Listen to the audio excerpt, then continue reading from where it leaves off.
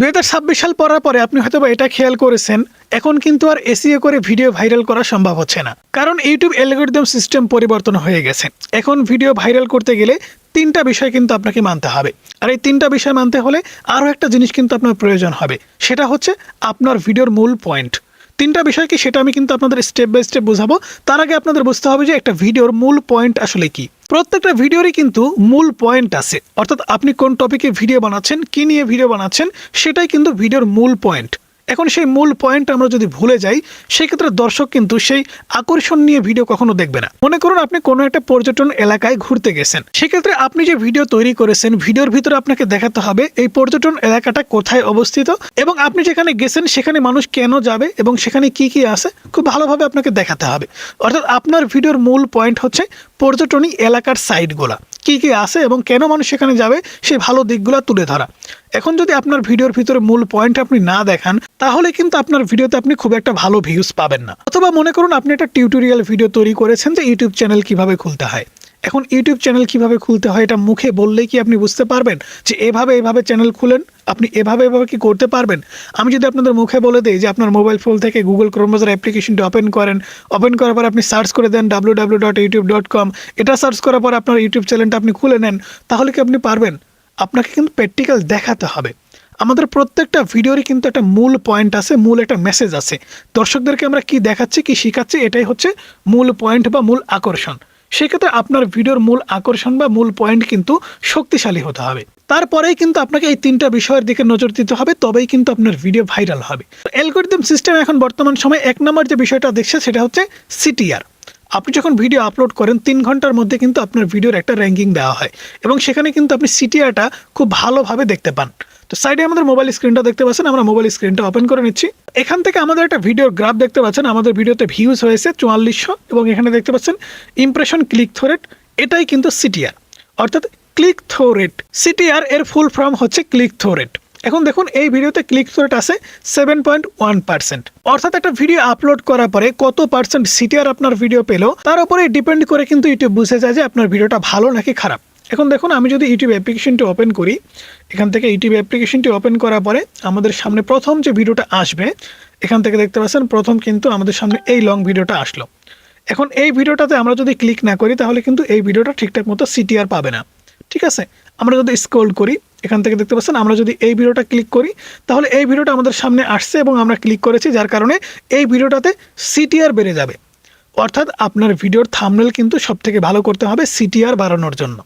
তো সিটিআর বাড়ানোর জন্য থাম্বনেল ভালো করলেন, ঠিক আছে।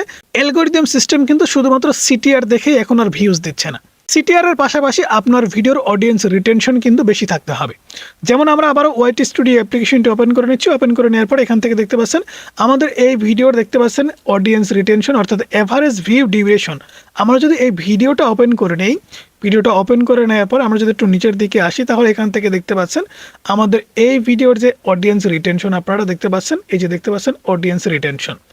অডিয়েন্স রিটেনশন আছে 2 মিনিট 16 সেকেন্ড, যেটা 32.4%, অর্থাৎ আমাদের এই ভিডিওটা ছিল 7 মিনিটের। এখন আপনি যে ভিডিওটা আপলোড করেছেন, ভিডিওটাতে আপনি সিটিআর 100তে 100 পেয়েছেন, ঠিক আছে, কিন্তু ভিডিও ক্লিক করার পরে দেখলো আপনার ভিডিওটা ভালো না। সেক্ষেত্রে এই যে দেখতে পাচ্ছেন অডিয়েন্স রিটেনশন, মানুষ কিন্তু এই 7 মিনিটের ভিডিও 2 মিনিট না 30 সেকেন্ডও দেখবে না। আমার এই ভিডিওতে মনে করেন যে ক্লিক থ্রু রেট বেশি আসছে, কিন্তু ভিডিও যদি ভালো না হয় তাহলে কিন্তু আমি কখনো অডিয়েন্স রিটেনশন পাবো না। আমরা 7 মিনিটের ভিডিও আপলোড করেছি কিন্তু দর্শকরা দেখেছে 2 মিনিট 16 সেকেন্ড, সেক্ষেত্রে আমার ভিডিও হয়তোবা খুব একটা ভালো হয়নি। তো আপনাদের আমি রিকোয়েস্ট করবো, আপনি যদি অডিয়েন্স রিটেনশন বাড়াতে যান এবং আপনার ভিডিও ভাইরাল করতে যান, সিটিআর এর পাশাপাশি অডিয়েন্স রিটেনশনও কিন্তু আপনাকে ভালো করতে হবে। এই অডিয়েন্স রিটেনশন আপনারা যখন ভালো করতে পারবেন তখনই কিন্তু আপনাদের ভিডিও ভাইরাল হবে। তো এই অডিয়েন্স রিটেনশন ভালো করলেও কিন্তু আপনাদের ভিডিও ভাইরাল হওয়ার পসিবিলিটি তৈরি হবে না।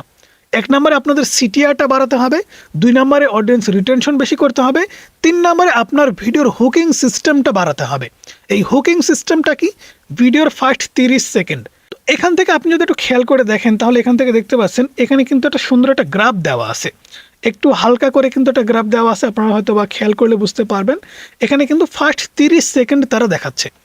আপনার একটা ভিডিওর ফার্স্ট 30 সেকেন্ড কিন্তু খুবই গুরুত্বপূর্ণ, আর এটা কিন্তু ইউটিউব অ্যালগরিদম সিস্টেম 2026 সালে এসে আপনাকে দেখাচ্ছে যে আপনার ভিডিওর প্রথম 30 সেকেন্ডে আপনি দর্শকদের ধরে রাখতে পারছেন কিনা। এখানে দেখতে পাচ্ছেন আমাদের এই ভিডিওটা 54% দর্শক কিন্তু ফার্স্ট 30 সেকেন্ড দেখেছে।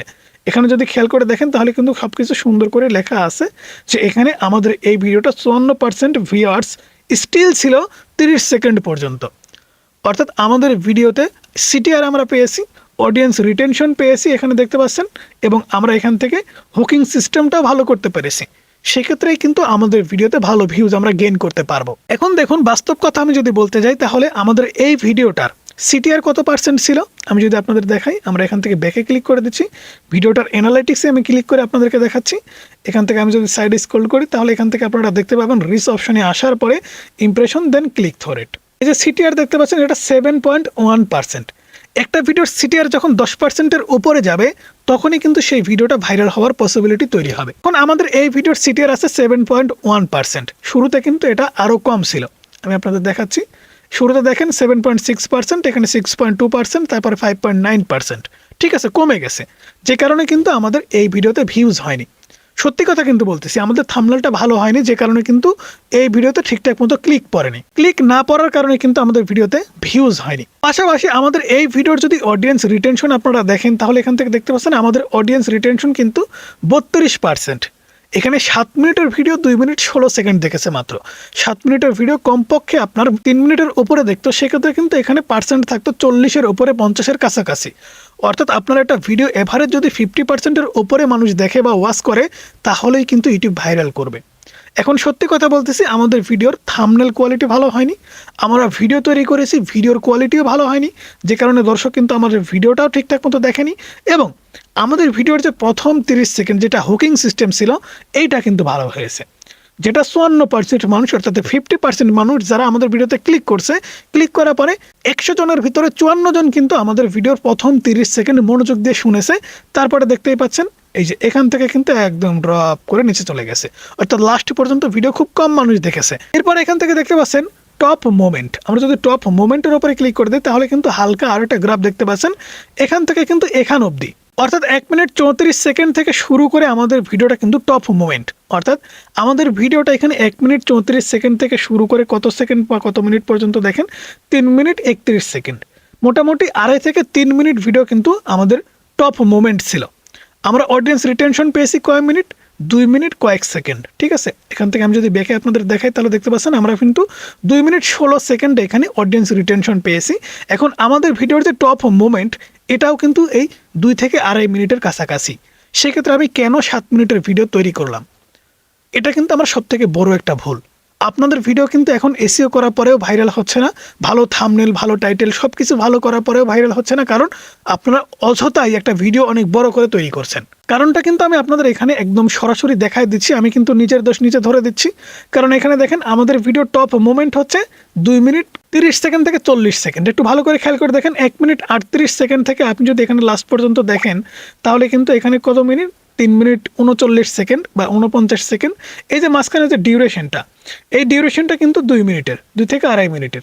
এই 2 থেকে 2.5 মিনিটের অডিয়েন্স রিটেনশনই কিন্তু আমরা পেয়েছি।